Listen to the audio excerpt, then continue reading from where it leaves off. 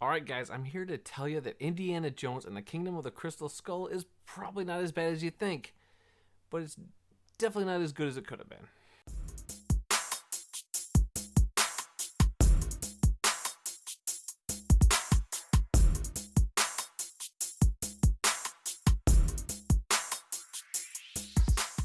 So, Indiana Jones and the Kingdom of the Crystal Skull, the 2008 film directed by Steven Spielberg, of course, 19 years following the last installment of Indiana Jones to this point, and I think, I remember the summer this came out. It was a big summer. The summer of 2008 was one of the best summers for movies I remember in a long time.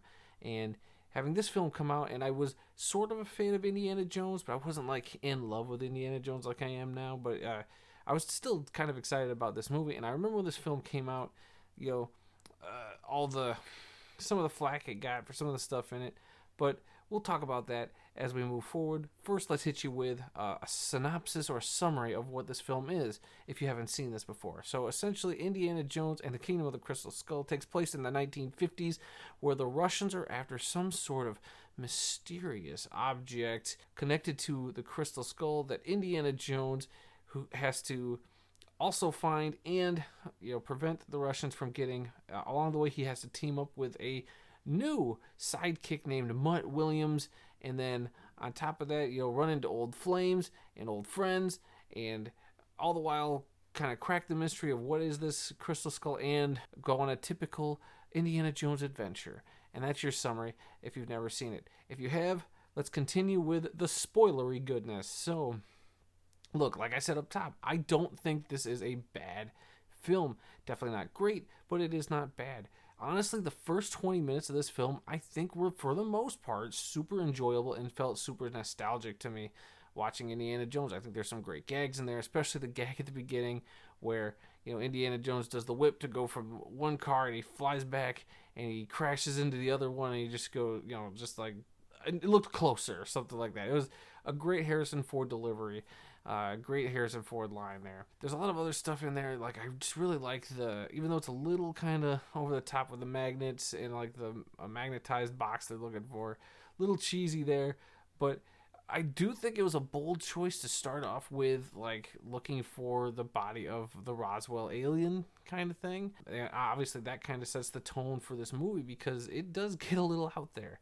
Not that that's a bad thing, but I think that kind of starts with where a lot of people fall off with this film. And look, Harrison Ford as Indiana Jones is great as always. I just don't think it's of the four movies. I definitely don't think this is his strongest performance during it.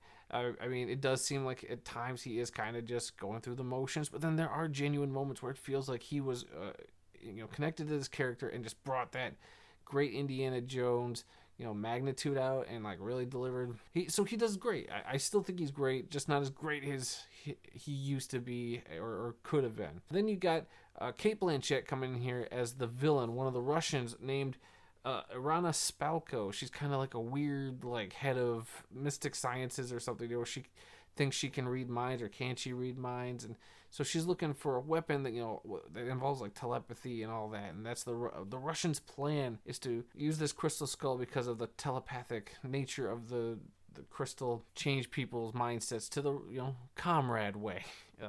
Which is a very weird plot, but hey, I think Steven Spielberg's really good about, tapping into that pulpy kind of what that story would have been. And I think for that time, that's what this would have been, and you gotta kind of go with it and kind of meet it on its terms there to an extent. So along with Cate Blanchett, you get Shia LaBeouf, who comes into this movie, and yeah, his first few frames in this movie are not my favorite. I don't like his look. I know he's harkening back to Marlon Brando character in that with the biker outfit.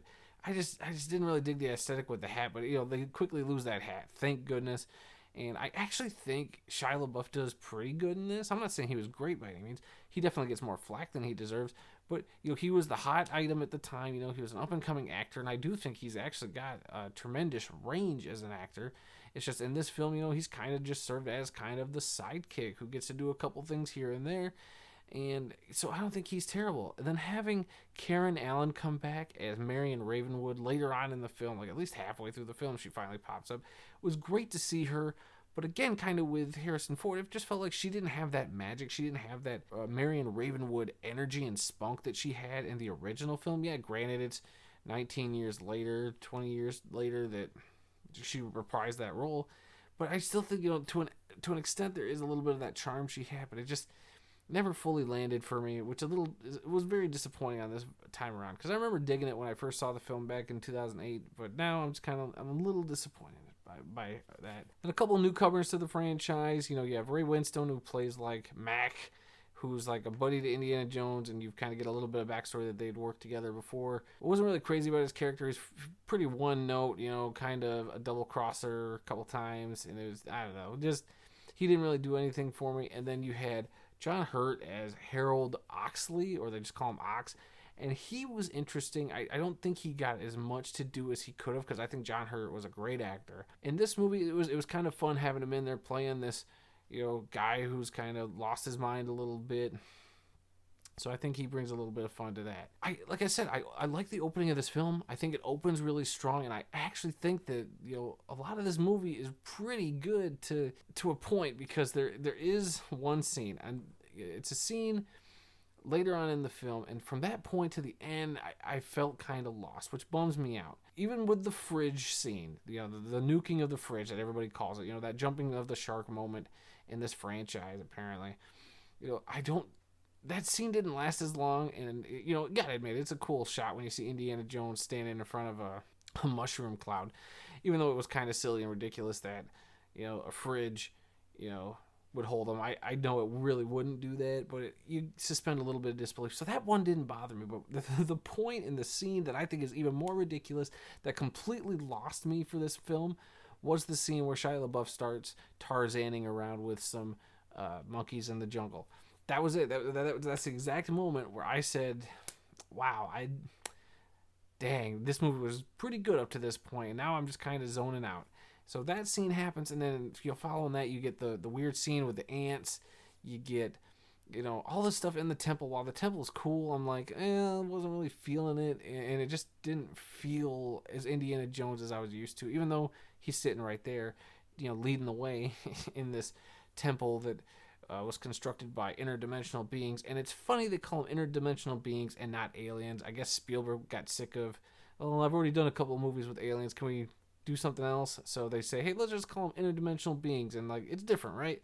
They're essentially aliens. Come on, you see them standing there watching a giant flying saucer at the end of the film, which was another one of those moments where I was like, yeah, I've done tapped out. I've done tapped out, and I nodded off a few times, just kind of eyes glazed over, just how a little off the rails I feel like this got. Not as bad as Temple of Doom for me, but still, it did get to that point where I was like, man, you had me, and then you lost me. And it really bums me out, because there's so much into this I like, even though it might not hit and fire on all cylinders like The Last Crusade or Raiders of the Lost Ark. I think there was still plenty of stuff here that I think is that people can appreciate.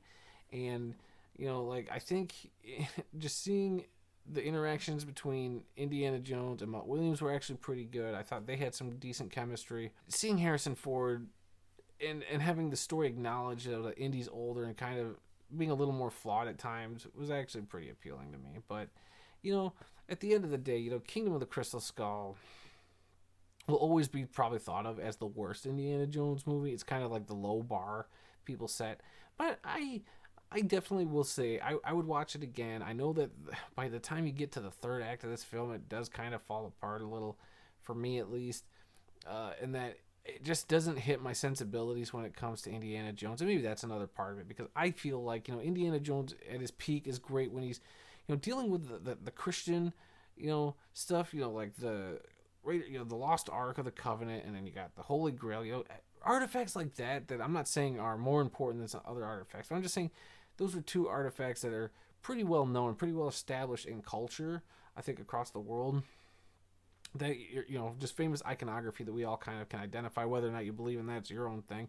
But I just feel like those kind of things were just a little more appealing to get into. But then you have this Crystal Skull, which is a little lesser known of a myth, which is fine and interesting, but I think they just went in a really difficult direction with it, I think, to kind of, where Indiana Jones, while it did jump into that realm of otherworldliness, it kind of took a step to the other side of otherworldliness that didn't really feel like it was Indiana Jones anymore at that point. But that's fine, and I have a bad feeling that maybe the Dial of Destiny will do the same, or maybe the Dial of Destiny will go back in that other direction. I really hope so. But for this film, I am going to give it a solid B. I do think that this is better than Temple of Doom for me. I definitely don't think it's the worst Indiana Jones film. It just definitely lacks a lot to be desired, and I just think that they had so many missed opportunities with this, and even with Spielberg's direction, I wasn't crazy about some of his choices and style stuff. Like, I know people dog on him for the prairie dogs at the beginning. I had no problem with that. They were in the first part of the movie, and then they were gone. It's whatever. And yeah, they used a little more CG than we're used to for Indiana Jones, but I mean, he was always, Spielberg was always using technology to tell these stories, and whether you could tell it was blue screen in the original films or a lot of the green screen and special effects they used for this one, I mean, it just kind of comes with the territory, and I think you just got to change that mindset of you're watching a pulpy, serial, from back in the day, which, I always have to tune my brain to just a little bit, and I think I find it much more enjoyable in that way, but we're each different. We're all going to feel different. I'm sure there are other people who will hate this film and who will give me bullet points as to why this is the worst Indiana Jones film. And you know what? You have that right, and you're probably not wrong about a lot of points. But for me, I do find this a little more enjoyable probably than the average Indiana Jones fan. So there you have it. And thus concludes our journey to the Dial of Destiny, almost as the Dial of Destiny awaits later on this week. Very excited to still see this, despite, the lackluster reviews that have been coming out. I'm still excited about checking this film out. But anyway, guys, if you could, please hit that like button, subscribe button, the little bell notification, be notified whenever I drop new videos. It would be greatly appreciated. Also, of course, leave those comments down there. I'm sure people got hot takes on the Kingdom of the Crystal Skull. Well, I guess there wouldn't be hot takes if it's the same takes everybody's been having for years, but hey, whatever. I digress. So I'm very excited, like I said, for Dial of Destiny this week. That'll be the next film I review. And until then, guys, I'll be seeing you.